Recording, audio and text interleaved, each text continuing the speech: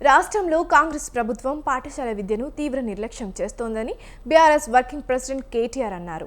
8 నెలల కాలంలోనే ప్రభుత్వ విద్యను కాంగ్రెస్ సర్కార్ అస్తవ్యస్తం చేసిందని మండిపడ్డారు.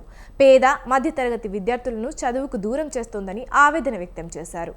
విద్యార్థులు లేరన్న కారణంతో ఈ ఏడాది దాదాపుగా 1864 స్కూళ్లను మూసేసే ప్రయత్నం చేస్తున్నారని ఆరోపించారు. నాణ్యమైన విద్యను అందించాల్సిన ప్రభుత్వం ఆ దిశగా చర్యలు చేపట్టకుండా స్కూళ్లను మూసివేయాలని భావిస్తోందని మండిపడ్డారు.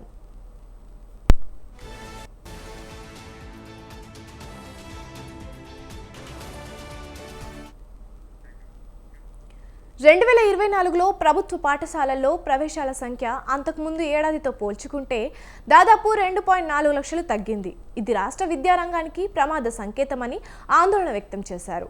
8 నెలల కాలంలోనే ప్రభుత్వ విద్యను కాంగ్రెస్ సర్కార్ అస్తవ్యస్తం చేసిందని మండిపడ్డారు.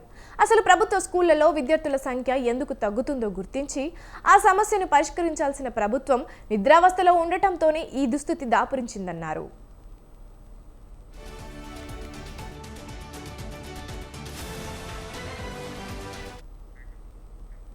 విద్యార్థుల సంఖ్యకు అనుగుణంగా టీచర్ల సంఖ్య లేకపోవడంతోనే ప్రభుత్వ పాఠశాలల్లో ప్రవేశాలు తగ్గుతున్నాయని కేటీఆర్ ఆరోపించారు. రాష్ట్రంలో దాదాపుగా 25,000 టీచర్ల పోస్టులు ఖాళీగా ఉన్నాయని, వెంటనే వాటిని భర్తీ చేయాల్సిన అవసరం ఉందన్నారు.